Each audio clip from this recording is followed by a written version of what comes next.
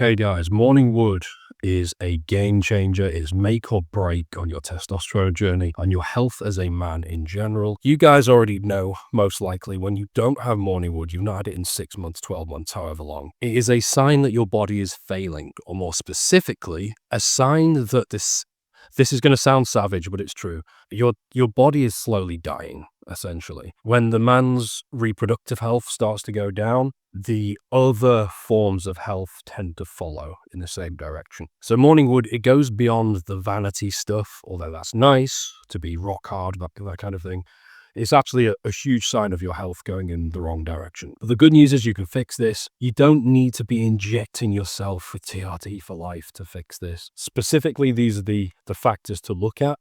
Some of them involve blood work, and I just want to quickly say before getting into this video, you should be getting blood work done. It is a basic fundamental for optimizing everything. If you need help with all this, click the link in the description to book a free call. We'll talk to you and figure out exactly what you need to get to 800 to 1200 testosterone naturally. But it starts with blood work for the vast majority of people. The call is free, so if you want to take this seriously, and I think you should, click the link. Well, let's get into the video.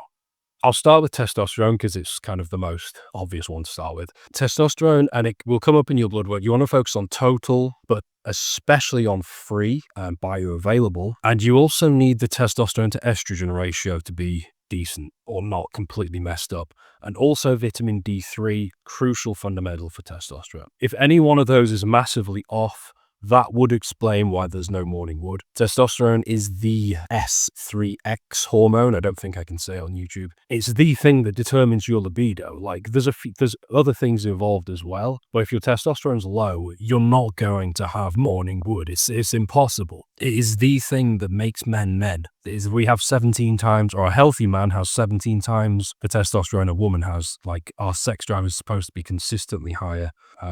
Morning wood should be there every morning, every day. Testosterone is one of the biggest things. I won't go into too much detail.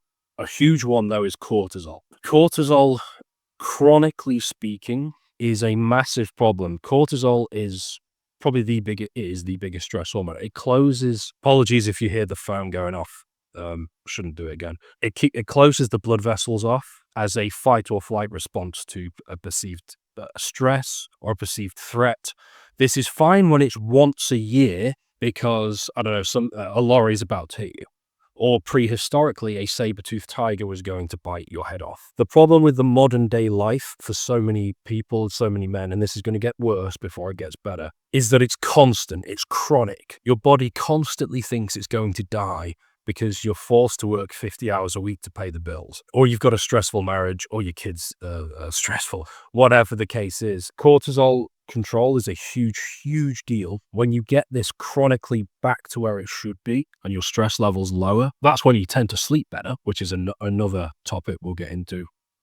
But your blood vessels start to open up again. This is throughout your entire body, and it extends into the reproductive organs. So cortisol control, you've got the physical side of things, you've got the psychological side of things. Some physical things would include increasing your magnesium intake, backing off on the caffeine. That would be another physical thing. Coffee can be good for testosterone, but the caffeine you don't want to overdo. Despite what Andrew Tate might say, despite what society might say, caffeine will increase your cortisol, especially if you're really overdoing it. So just be careful with that. The psychological, that's just a fact. Caffeine does not lower your stress hormones. It just doesn't happen. It only goes one way. The psychological stuff, this is where you'll have things like meditation. Breath work, you could argue, is physical, but meditation's mostly a psychological thing. Journaling, writing your thoughts out before you go to bed, emptying your mind really helps you to sleep. Reading a fiction book, I would argue, is psychological because it focuses your brain on a fiction storybook. You get lost in it, and it switches off the logical, calculating part of your mind, which is what keeps you up at night and stops you from falling asleep. And again, this is crossing over into the REM sleep side of things. But cortisol is absolutely huge, guys. In short bursts, cortisol is fantastic. This is what you get when you're training hard. This is what happens when you have short bursts of productivity. It's when it's constantly high, that's when you screw your body up and you start losing your morning wood because your body thinks it's under threat. So another huge one, REM sleep. A lot of this stuff follows on from chronically reducing your cortisol, but a lot of it with REM sleep is a huge one is circadian rhythm. So there's a lot of guys who will just work all day and they won't get any sunlight. And then they'll be on the phone or their iPad or laptop, or whatever, in the evening, and they're getting blue light in their eyes. They have horrendous circadian rhythms. They get virtually no REM sleep. REM sleep is literally when the morning wood occurs. This is when the most testosterone is being secreted. This is why morning wood is happening in the early hours of the morning. It's because in healthy individuals, it's because that you're getting the most restorative deep sleep you can possibly get. When guys are getting barely anything, of course they're not getting any morning wood. Like, this is when it's supposed to be happening. So you need to have the circadian rhythm optimized. A few other things are you need your blood sugar to be stable overnight. Guys who are crash dieting are going to mess this up. Guys who just have awful diets where they're not even losing body fat, but their blood sugar swings are so volatile that they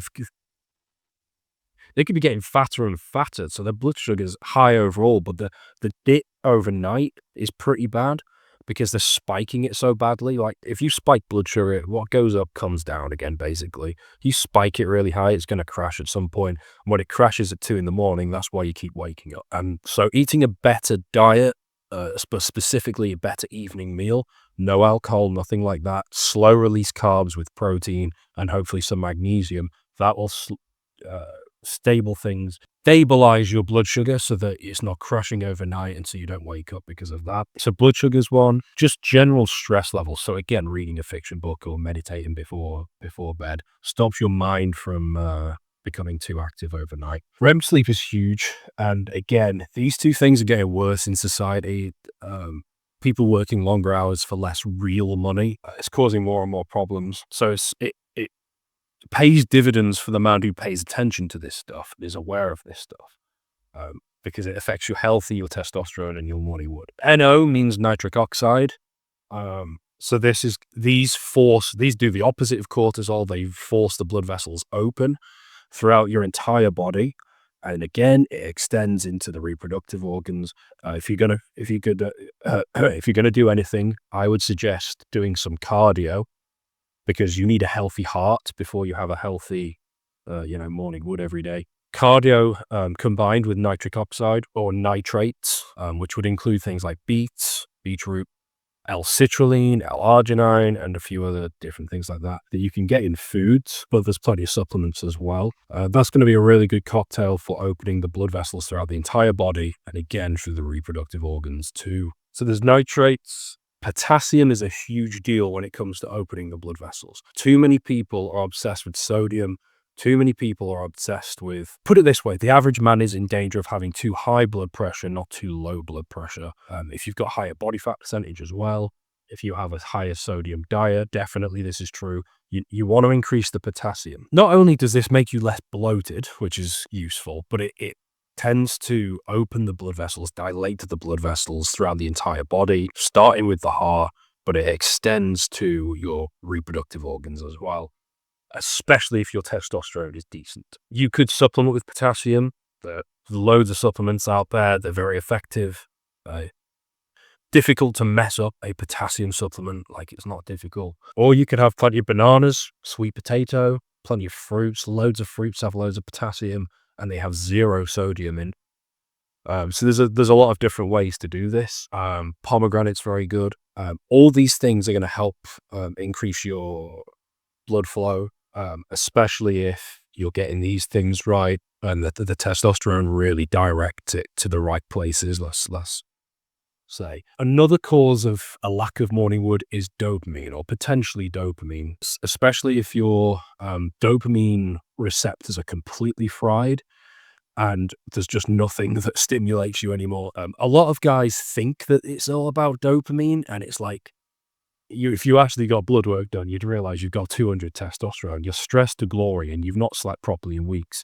It's not a dopamine issue for you. But for guys who are like true blue PORN addicts, quite often with them, it's not actually a hormone thing. It's a dopamine thing, because they're completely blitzed. their brain for years on end. Those guys need a detox. The good news with dopamine is if you take a 1 week detox, quite often that's enough. You can make rapid dopamine levels can change really, really quickly. 1 or 2 weeks, like faster than testosterone. Testosterone levels can change pretty quickly, but not that quickly. So a dopamine fast or a dopamine detox, whichever way you want to look at it, quit the most stimulatory activities, whether that's PORN or YouTube doom scrolling or TikTok or whatever. Sort your diet out, back off on the caffeine and the alcohol. And then SR means retention. Again, I think I can say it on YouTube, which would be a byproduct. Not necessarily a byproduct. It flows on very nicely from doing dopamine detox. Just quit touching it down there, take some time off, and let your dopamine receptors reset. Another interesting point is when your testosterone levels are very high and you are sleeping optimally, your dopamine receptors tend not to get so fried so easily in the first place, and they also bounce back faster as well. Everything is easier, everything is more effective when your testosterone levels are like 1,000 as opposed to 200.